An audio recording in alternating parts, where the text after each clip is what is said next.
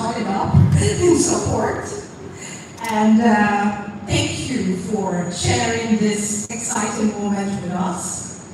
But don't get too excited for your team when you start shouting objection, my lord, or I don't know what. Someone did it last time. That's not correct.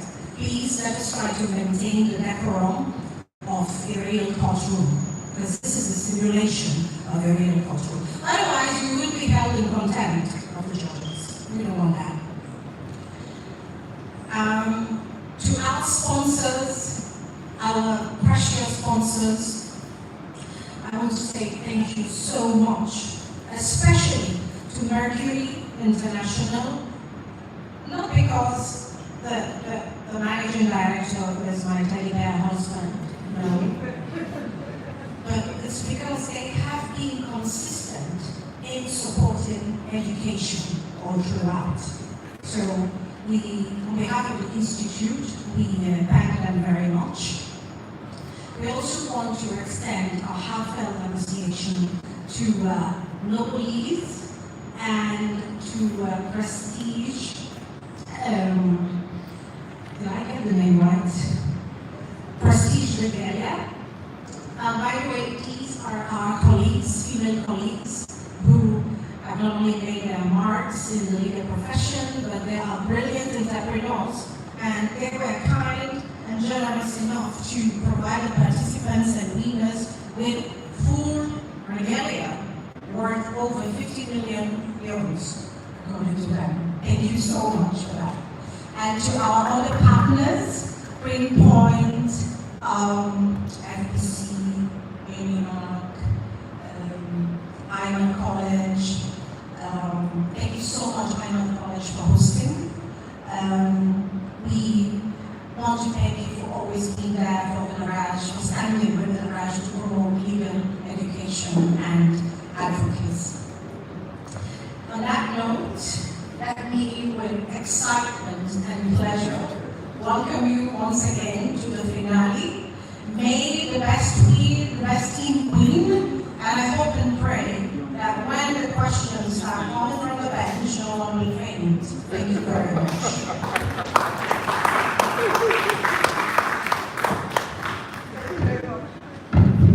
Thank you very much, Mrs. Michael. I'll just tell you, my colleague, that the room is so tense that even to clap, people are scared to clap. I don't know what is going on. The court has not started. Please, let us feel here. And the participants, I know right now you're sweating inside those gowns and all. And the reality is, we cannot hide it. The judges we have here this morning, they are thorough, as in thorough. But just don't know what is going to die. We are definitely going to win and live in peace. So be at peace, just be sure of the arguments that you have. I know that the best arguments will be here this morning.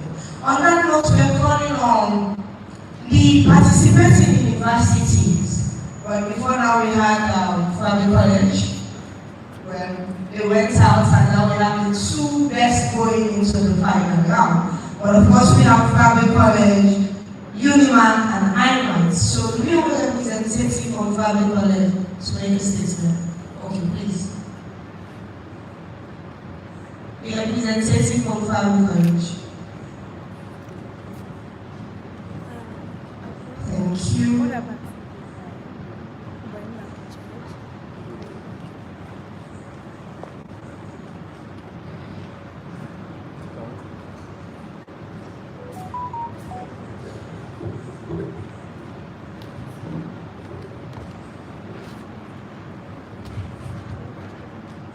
My lords, no other protocols observed. Good morning. I want to start by thanking your actually giving students like us the opportunity to fully experience what the future would possibly look like for us. Personally, before I came to this competition, I never understood how a real courtroom experience would be like. And so coming here, I was quite tense. During the competition, my nerves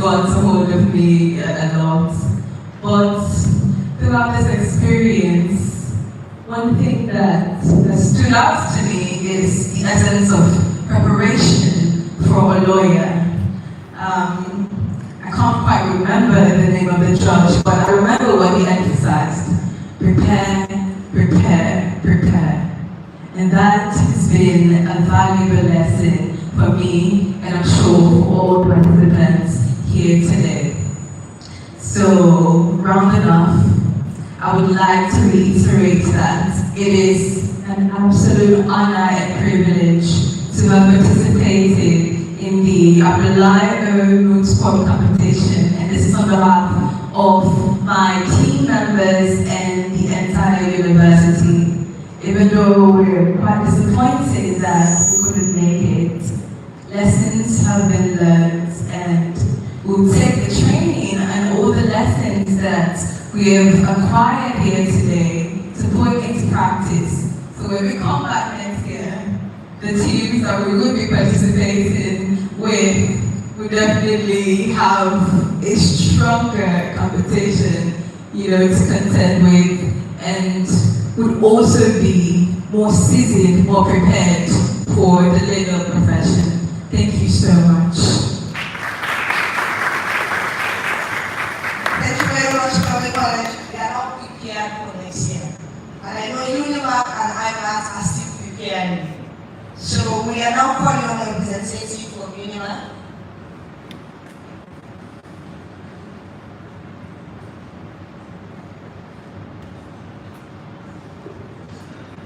Honorable Justices of the Superior Court of Education, Director of Legal Action, Mooters, distinguished guests, let me first of all say Alhamdulillah for being here.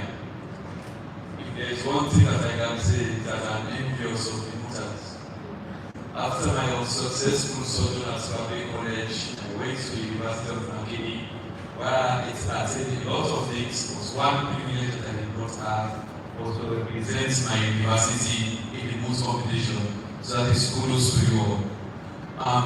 One thing that has stood out throughout this whole competition to now is the fact that there was a given time in Sierra Leone when the legal education landscape was dominated by one institution.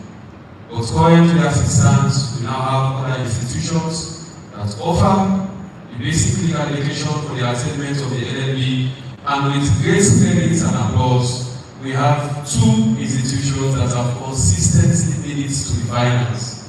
I do hope, in as much as deep within my heart, that the University of Makeni should win this trophy, because we currently have the situation of whether the trophy should be put in the car and go to Makeni, or it should stay at Kipton. But may the best with me. Thank you very much.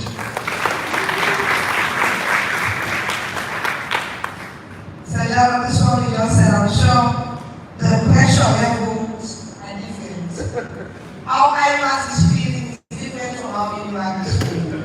IMAC, the defending champion.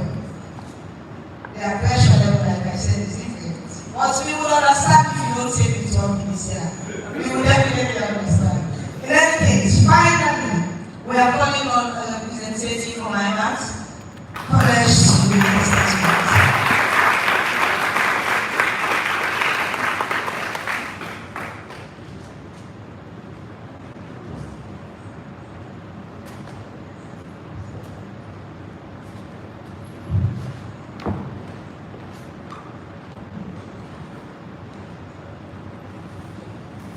Distinguished judges, distinguished guests, speakers, and our winning team, the IMAT team, the defending champions. We definitely will not allow the trophy to be taken to Makeni. This is our moment where the defending champions are prepared and are ready to prove it.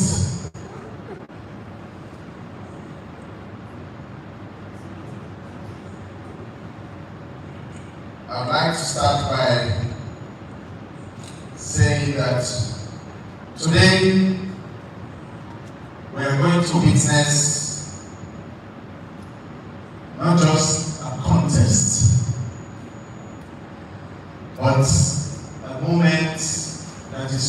reflective of a combination of hard work, curiosity,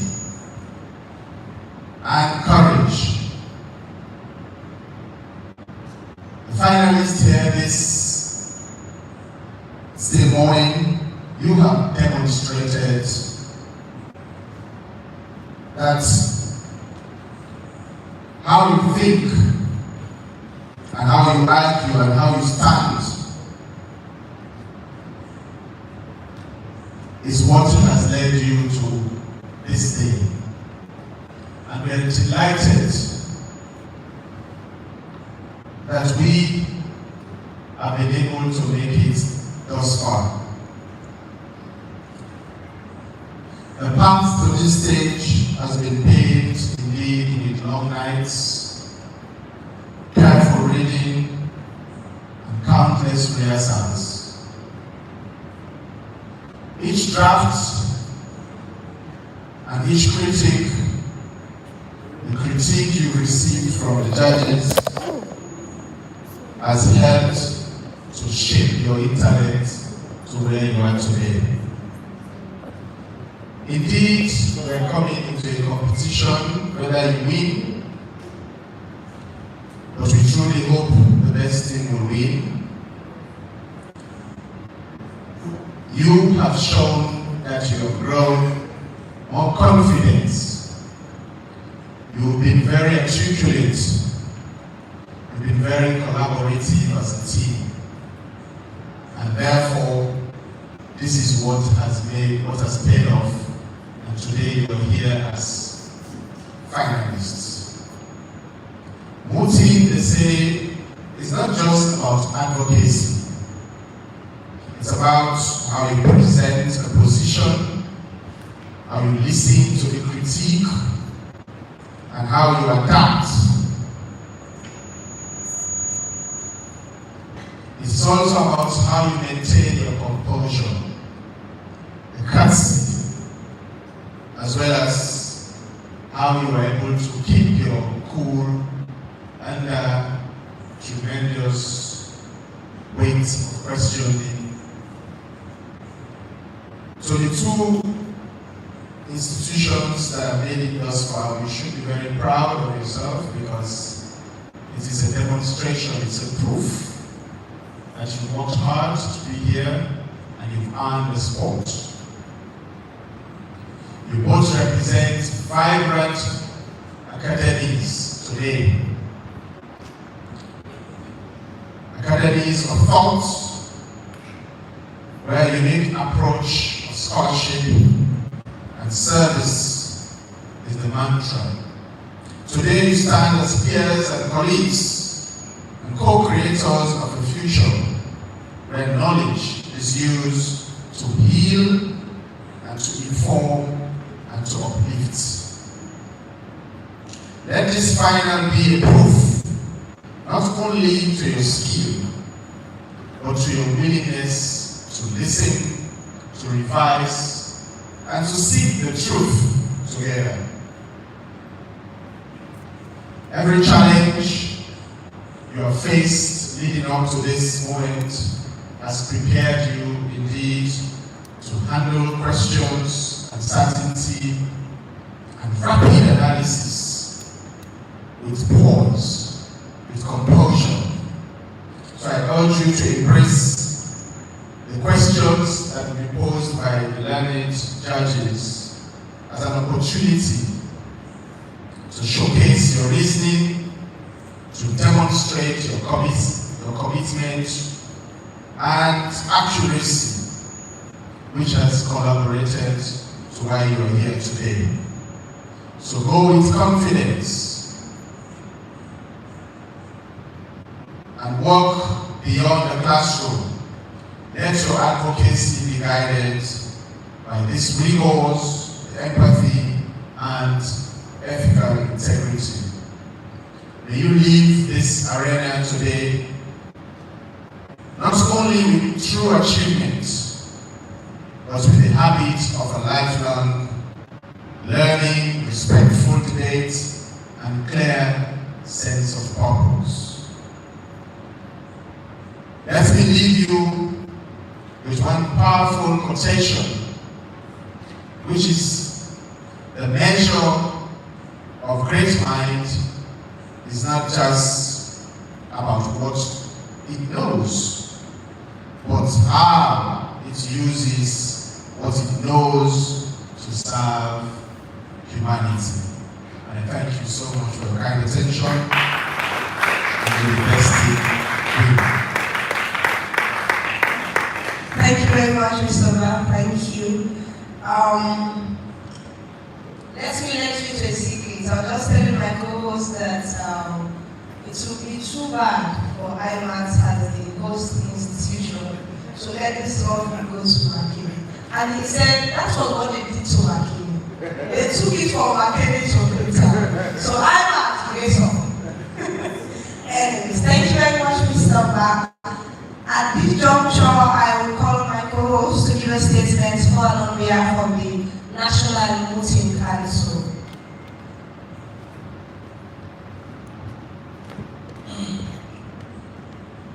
Yes, let me start by saying that the National Mooting Council is a body of law students and young legal practitioners. After the first intercollegiate post-law competition, myself and a group of other now lawyers came together to establish the National Mooting Council. Because when the intercollegiate post-law competition was announced, we didn't have much trainers who pass on the legacies of advocacy to law students. So after we finished the competition, we came together. We said, we are the first beneficiaries of this competition. How do we give back? And then we approached Mrs. Michael, the governing officer of Illinois, and she was so happy about it. So we formed the National Mooting Council in 2021, immediately after the first intercollegiate post-law competition. And ever since then, we've been going around training law students from the various institutions, and Illinois has been very, very instrumental in supporting us to do that. So, as it is now, I was the president, we have a new executive, now is now leading the executive of National Mooting Council, and she has brought in new energy and vision to the council. So I would like to say a few things to the Mooters this morning. Mooting is not merely a simulation. It is where the law ceases to be black letters on white pages and becomes a living instrument of justice in the mouths and minds of few young advocates. In these courtrooms over the past week, we have argued complex questions of human rights and human trafficking with maturity and sophistication that would make even seasoned lawyers proud. You have learned what many only discovers years into practice. One, that advocacy is not about being the loudest, but about being the most persuasive. That research is not about finding the answer you want, but about finding the truth the law demands. That humility in conceding certain points can be more powerful than stubborn denial. And that the greatest advocates are those who never forget that behind every case stands a human story. You stand here not by luck, but by skill, teamwork, resilience, and the thirst for excellence. Whether you leave this room as winners today or runners-up, remember this: the measure of a great advocate is not found only in trophies, but in the respect you earn from your opponents, the fairness you show under pressure, and the legacy you have to leave for those who most after you. Thank you all.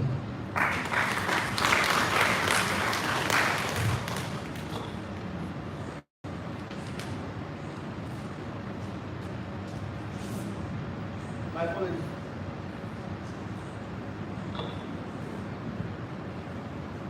So, can you hear me, please?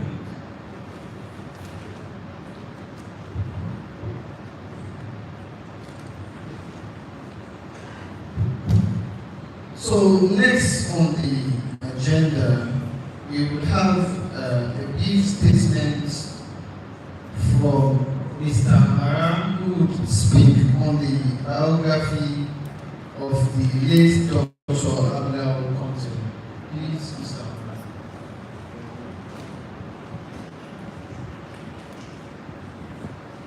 So before, okay.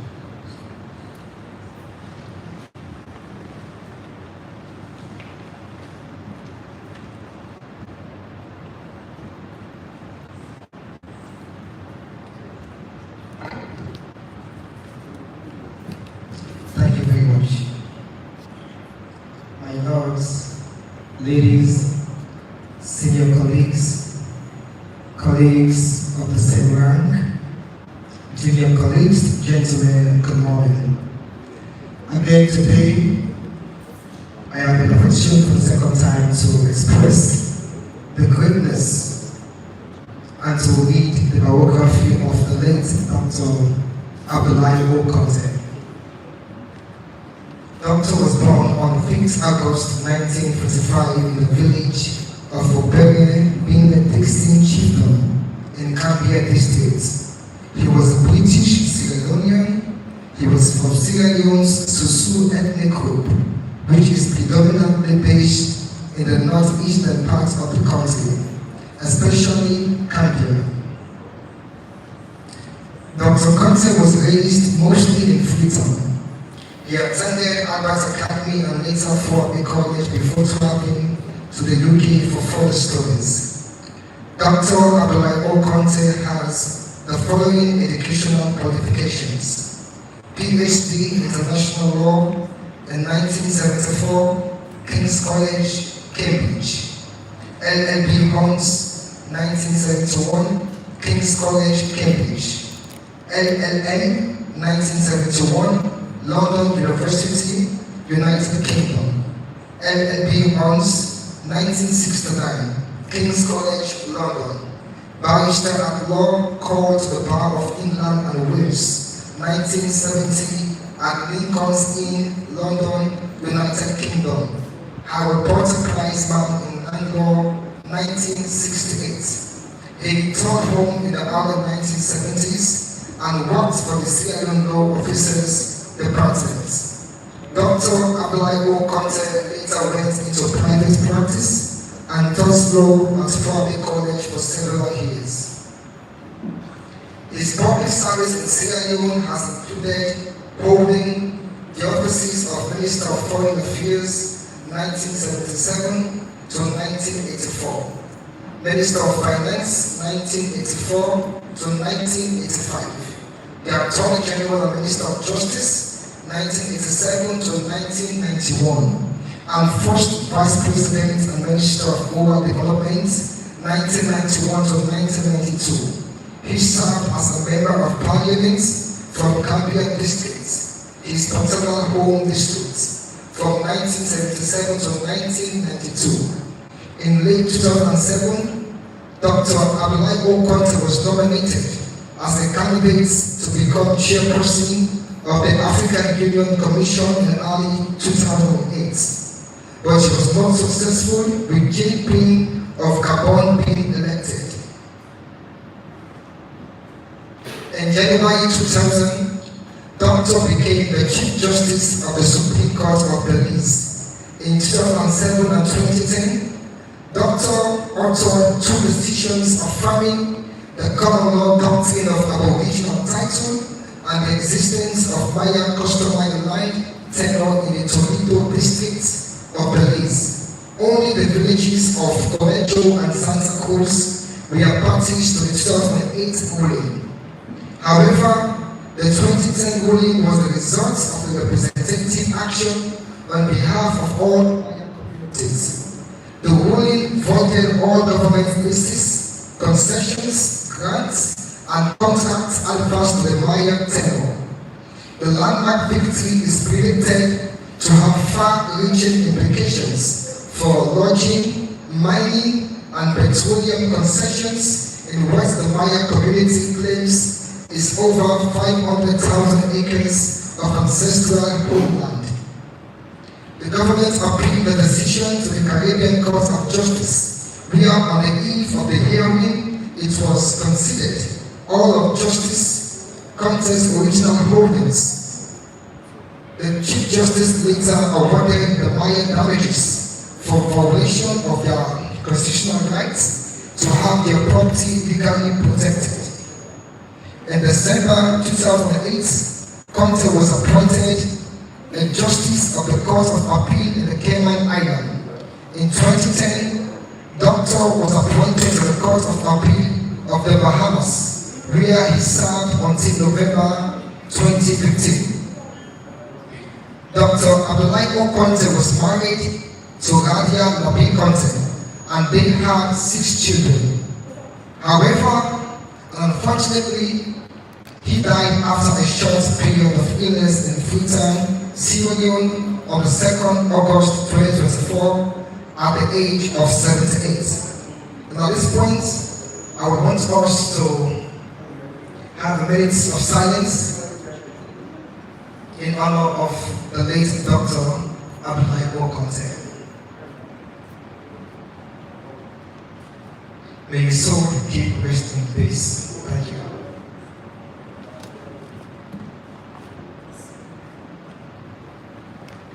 Thank you very much, Mr. Mala. Please note that they're streaming this debate live on Facebook on the Illush page. So in case you have your friends, colleagues who want to be watching the voting session. Now we are calling on a representative from Dr. Abdulai Conte's family. Do we have the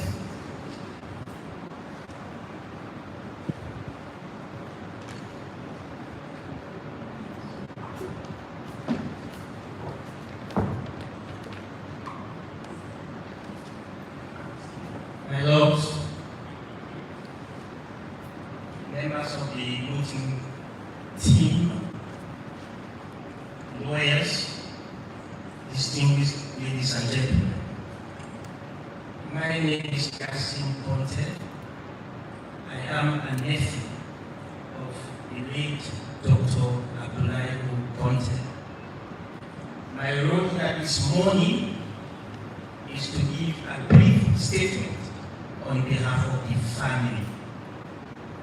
And I was given this task for no less a person or the widow of the late Dr. Abdulai Conte, Radia Conte, whom I fondly call Auntie Radia. Auntie Radia wanted to be here today to deliver this statement in person. Unfortunately, she is under the weather, so she couldn't be here. Neither with any of her children, because they have stepped into her shoes. Unfortunately, all of them live ordinary residents abroad, so the lot fell on me. Firstly, I need to apologize for the absence of Auntie Radia. Auntie Radia and her children have not taken this accolade lightly. This recognition could have gone to a number of people. For example, Professor Jukusman, Mr. Serikama, Hannah Amin, Shears Musu, Jenkins Johnson, and many more. Because they were, during their lifetime, distinguished legal practitioners in their own right. But I want to assure the organizers that they did not make any mistake when we chose Dr. Abdulai Conte, because he was an exceptional personality. Dr. Conte, whom I fondly call Uncle Abdulai when he was alive, was the first Sierra Leonean to be awarded a PhD in law at the University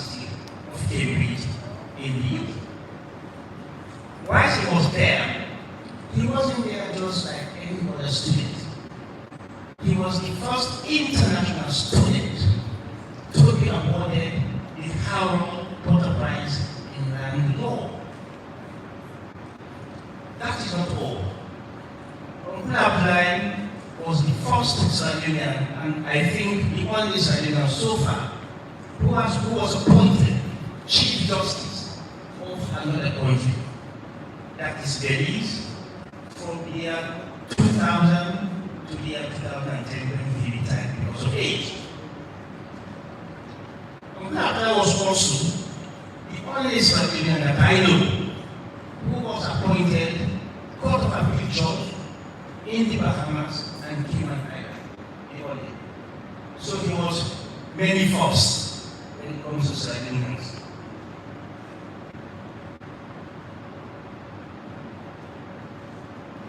He was a man who was not afraid to speak his mind. When he was in power, during the days of the late Circus Stevens, we all know, we have read in books, how almighty he was.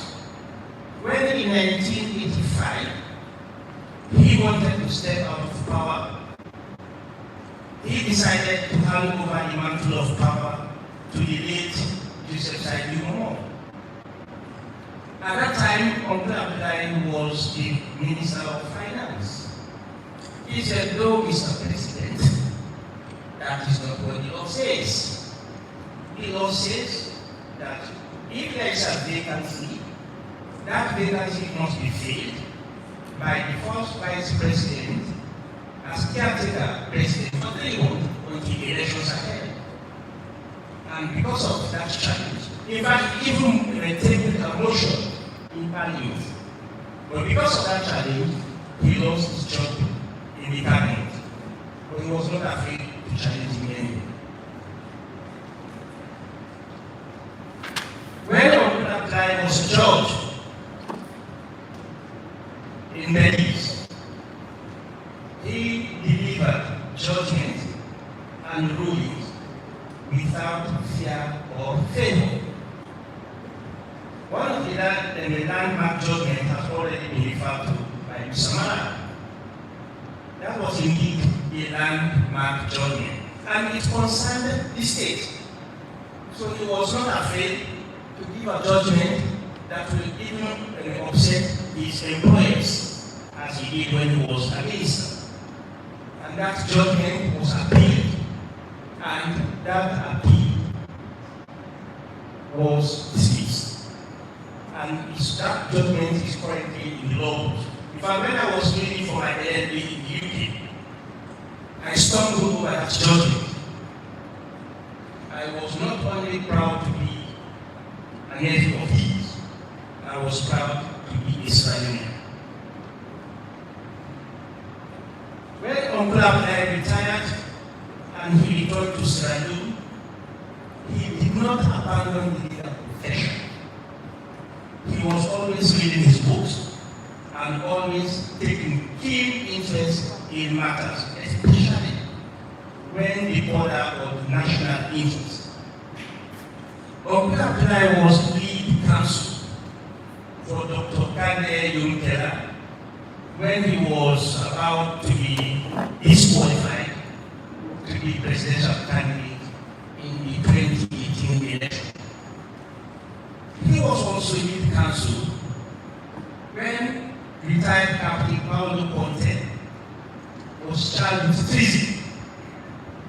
He was also lead counsel when the ECSL wanted to adopt the PR system during the 2023 election. So he will always come up when it is actually needed to clarify issues. Because that was very important because it hinged on the 1991 Constitution, of which he was the drafter. Even on his sick bed, when I visit Uncle Abdulai, he will call me, "Cousin, do any case need to be of interest?" Before he was taken ill, he would go to our chambers every week. And when I come from court, he would say, "Cousin, that understanding about what happened in the day. And we discussing. So Abdulai was someone who had the legal profession close to his chest. One thing Uncle Abdulai died with, he died with a very important concern. And that concern was the erosion of standards in the legal profession. And by extension, the judiciary. He was really concerned. One day he told me, say, if they give me one chance, let us just scrutinize the judiciary. So he died without consent, without concern. To the contestants, if Uncle Abdulai was here today, one advice he would have given you is when you become lawyers, please, don't look at the money. Go for the interest of your clients. If at any time your interest conflicts with that of the client, you must recuse yourself. Because you must not sacrifice justice on the altar of ill-gotten wealth. And I would advise every participant here today, you are aspiring lawyers. Eventually, I have no doubt, from what I have seen and heard, that you eventually become lawyers. When you become lawyers, you have elders or seniors. You will learn a lot from them. You will learn the bad, the good, and the ugly. Please, leave the bad and the ugly. Take the good. Be said. I can see you are all set today for this final. Like the previous speakers, well, I can only be one winner. And I can only say, may the best team win. I would have said, let one of the teams win for very obvious reason. And one of the previous speakers knew exactly what I will not say it. I would only say, may the best team win. I would have loved to for people else to be in the final, because that is my argument. But unfortunately, better luck next time play. So in closing, I pray that Uncle Abdulai's soul continue to rest in peace. And I will suggest and ask everyone to stand up for a minute of silence in his honor.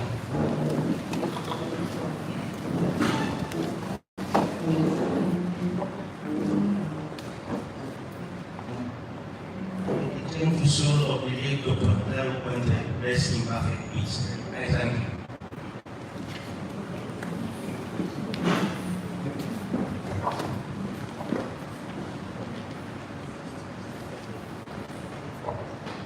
Dr. Abdulai Conte is a definition of what the law students will now call the law. He is the law. Wish he would have been here with us today, but we honor all he did during his lifetime. And I'm sure we are very inspired as young practitioners to do maybe better in our journey in the legal profession. I think we are now at the point that we've been waiting.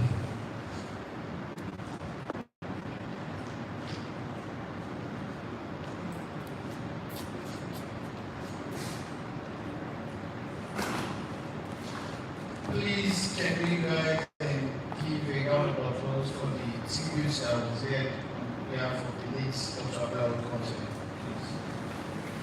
Thank you.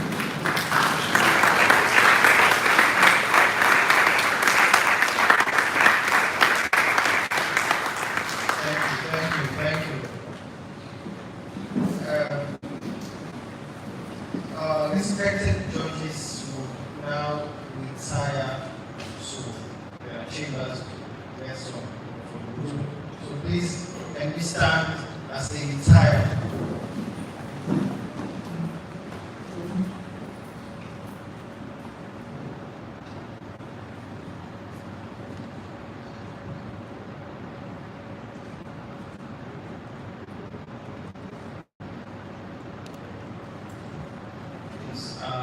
You know, be seated.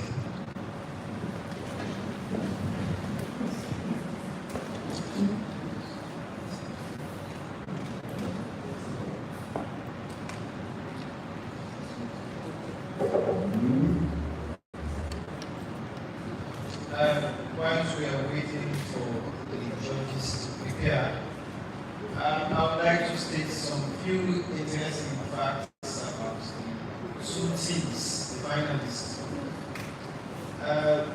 As it is right now, this is the third intercollegiate Moot course competition. Both teams have won the Moot course competition, one each. So we have a tie, and that tie will be settled today. And another fact for both teams, we have IPAS College remains, I think, the only team to have won the best memorial consecutively for 2 times. And the University of McKinney remains the only team to have secured a place to the final for the 3rd time since the inception of the intercollegiate Moot competition. This is the 3rd time. So, without further ado, we are going to move straight to the next item.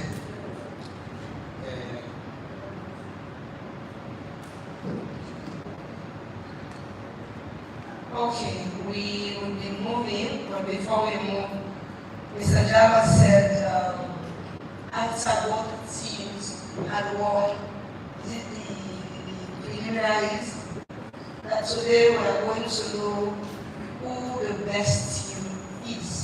And then I would say the argument will be settled today. The argument today will be settled. And we know, I'm not the kind of question you're giving us. At this point, I don't know whether we are safe. Univa, did you come with bosses or what? We need to understand. Because if you allow yourself to bow here this answer, I'm not sure you're ready for it. One thing I would also caution members of the gathering is that as we are about to start, we would advise that we restrict our movements because we don't want to distract the judges. Understand? So please caution members of the gathering. Otherwise, as Ms. Michael rightly stated, you'll be held in contempt. So please, you have to please remain seated throughout the issue. Finally, before we call on the gentleman to introduce the judges, I want to let the participants know that when the judges enter, they are going to be very careful. They are going to be very careful. We just want you to know that. But then, in all of that, be rest assured and take solace in the fact that you are more than prepared for this. And definitely, the best team will win today. On that note, we are calling on Frederick Walkerly to give us the introduction of the judges for the final.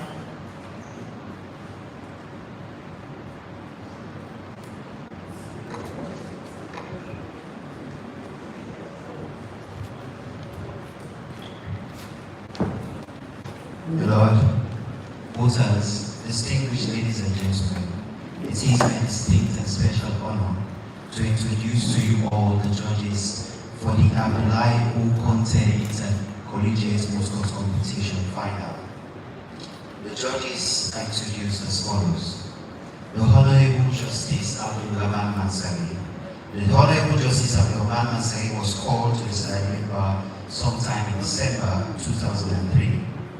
He started his career in 2004 as the family couple and co-law firm, which is now recognized as Standard Legal Advisory. Between 2004 and 2016, he served as a private practitioner and has also served public institutions in different capacities, namely as legal intern and legal research assistant to the ISA CCA team in the Office of the Principal Defender for Special Court. He also served as a national investigator for the Augustine Bao Defense Team, chief prosecutor as the Court Martial Republic of Sierra Leone, and the senior prosecutor as the Anti-Corruption Commission in 2000. Anti-Corruption Commission, Sierra Leone. In 2016, Justice Nansari resigned from his position as senior prosecutor after having been appointed a judge of the High Court of the Republic of Sierra Leone. He has served in all the divisions of the High Court, save the Anti-Corruption Division. Justice Nansari has also served in several judicial districts as the resident High Court judge, including the resident High Court judge in one of the districts in the north and also one of the districts in the southeast. Justice Nansari is currently working at the Law Court Village and Stephen Street, Freetown, and he sometimes sits as Court of Appeal for certain appellate matters. The Honorable Justice Donald Taylor is the other judge. The Honorable Justice Donald Taylor was called to the Sierra Leone Bar sometime in October 2005. He completed his pupillage at Robert's Partners, a firm now known as Macaulay Bagoa & Co., where he spent 6 years honing his skills as a legal practitioner. During his years, Justice Taylor gained experience in his practice both in the public service and as a private legal practitioner. He served as counsel as the pilot National Legal Aid Scheme for 3 years, and in 2012, he opened his own law firm, Taylor & Associates, where he practiced as both a corporate and commercial legal practitioner and as a criminal lawyer up until 2019. Justice Taylor was appointed a judge of the High Court of the Republic of Sierra Leone in March 2019, and since his appointment, he has been continuously and consistently assigned with matters relating to commercial and admiralty issues. Beyond the bench, he has served and contributed to legal education in Sierra Leone, having been a tutor at the Sierra Leone Law School and was a tutor for the Model Civil Procedure. He has also served as a judge in different Moot competitions here in Freetown and the other in Makeni. Finally, the Honorable Justice Hannah Boni. The Honorable Justice Hannah Boni was called to the Sierra Leone Bar in 2008, following a pupillage with Brewa & Co.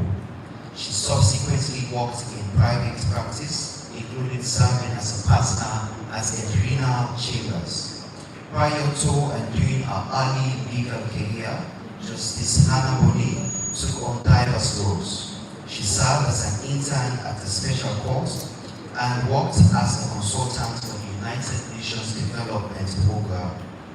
She also held the position of National Legal Consultant for the National Electoral Commission.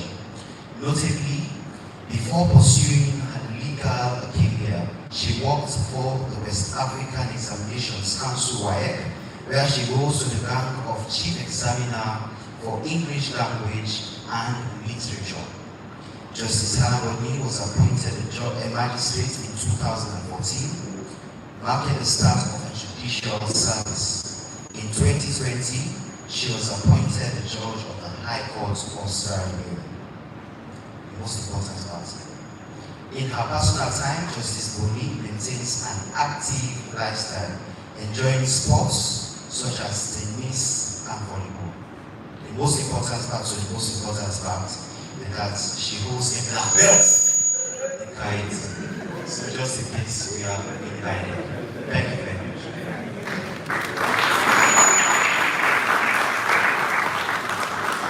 Thank you very much, Mr. Bokari.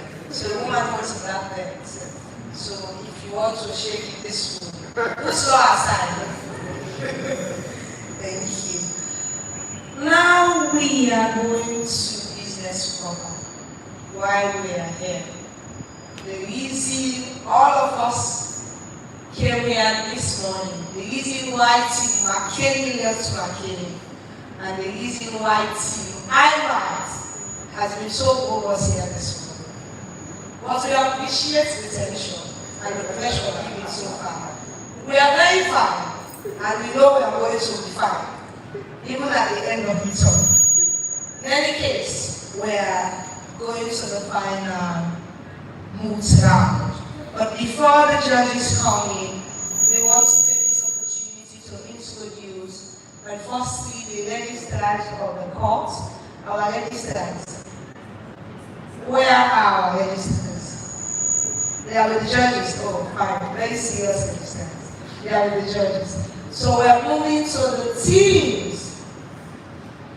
Yes. At this stage, we would like to invite the respondents to take their seats. You are not saying the respondents, please don't stop. Why are you taking your seat just like that? We are inviting the defending champion. The defending champion. I'm not calling as the respondent for this final. We should go like the defending champion. You need to apply later. Please, this one the other question. Apply later.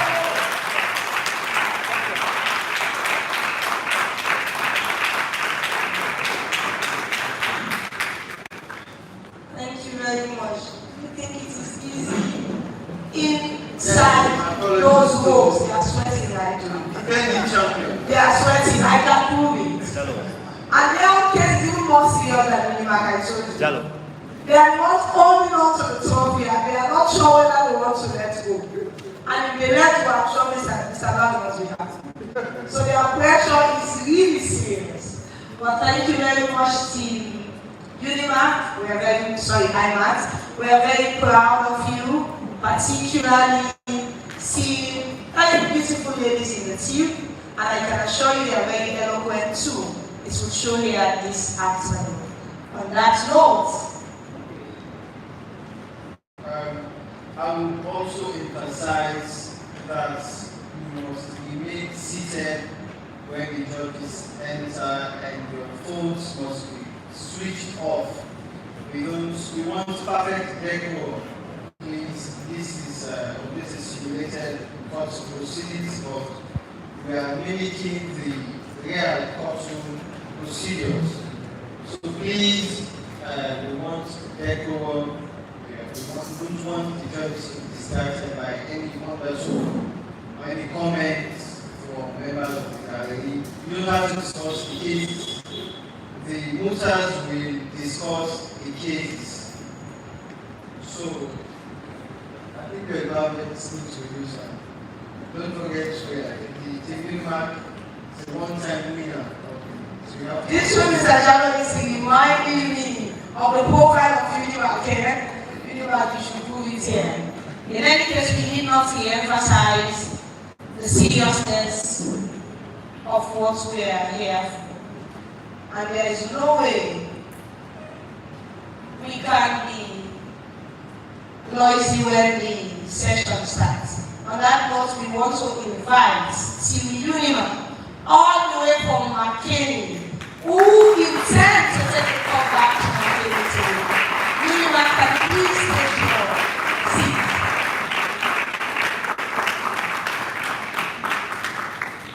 Thank you very much.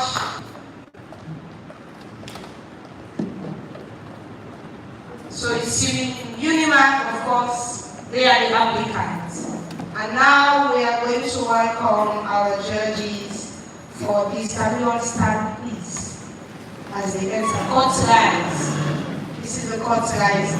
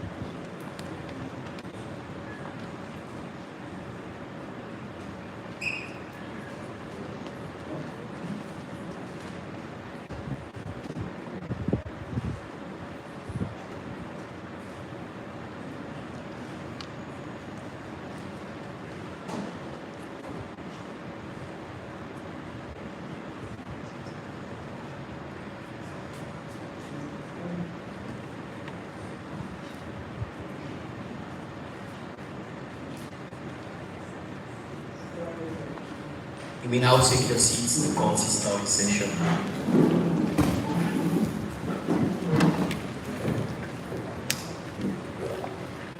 We are here before the ECOWAS court in the case between Center for Digital Rights and Environmental Justice, CIDREG, the applicants, against the Republic of Salamba, the respondents. Case concerning the ban on artisanal mining and alleged human rights violation. ECOWAS Court of Justice, Kingdom Freetown. Background. The Republic of Salamba is a coastal West African state situated off the Gulf of Guinea, with a population of 12 million. Its capital, Port Peku, serves as a vibrant trade hub, and the economy is underpinned by artisanal gold mining, fishing, and agriculture. The population is diverse, comprising 55 Muslims, 35 Christians, and 10% traditional believers, with 3 main ethnic groups: the Kwe, who are coastal fishers, the Loma, inland mining communities, and the Tala, agriculturists. Salamba gained independence from the United Kingdom in 1963, joined the United Nations that same year, and is a founding member of the African Union and Economic Community of West African States, ECOWAS. Economically, it relies heavily on foreign investment, particularly from British and Chinese mining corporations.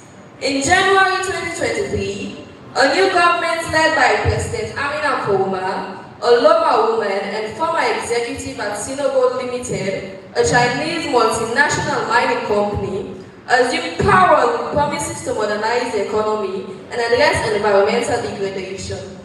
However, the Mpox pandemic from 2022 to 2024 caused a 28% decline in Salamba's currency, the Sali, triggering widespread unemployment and social unrest. Despite profit losses, foreign investors, particularly in gold mining, remain in Salamba due to diplomatic assurances from China and United Kingdom. Artisanal gold mining, primarily conducted by the Loma in the Kambi Hills, is a cultural and economic cornerstone, employing over 300,000 people, including women and children, and sustaining local cooperatives. However, unregulated mining has led to deforestation, river pollution, and health hazards, including mercury poisoning. Large-scale mining by foreign corporations like Sinogold Limited contributes to land degradation and community displacement. Fishing, traditionally dominated by the Kwe, is increasingly controlled by foreign companies with advanced trawlers, marginalizing local fishers. Salamba's judiciary consists of superior courts like the Supreme Court, Court of Appeal, and the High Court. It also consists of lower courts like the Magistrate Courts and local courts. The High Court has original jurisdiction over constitutional matters, including the Bill of Rights, while the Supreme Court hears constitutional appeals directly under Section 25 of the Constitution of Salamba. The judiciary adheres to a strict precedent system, though the Supreme Court may depart from past decisions in the interest of justice. Corruption is rampant in lower courts, with reported bribery cases involving foreign corporations. Though no convictions have been secured, a specialized sexual offences court established in 2021 addresses gender-based violence. Salamba has ratified several international treaties with partial domestication. A. The UN Convention Against Transnational Organized Crime and its protocol to prevent, suppress, and punish trafficking in persons, 2003. B. The UN Convention on the Elimination of All Forms of Discrimination Against Women, 2009. The African Charter on Human and People's Rights, 2001. C. The Protocol to the African Charter on the Rights of Women in Africa, 2008. D. The African Charter on the Rights and Welfare of the Child, 2002, with a reservation to Article 2 defining adulthood for marriage at 16. E. The ILO Forced Labor Convention, 1930, number 29, 2005. F. the ILO Minimum Age Convention, 1973, number 138, 2007. G, the UN Framework Convention on Climate Change, 2000. H, the Paris Agreement, 2017. I, the African Union Convention on Cybersecurity and Personal Data Protection, 2015, and the Budapest Convention on Cybercrime,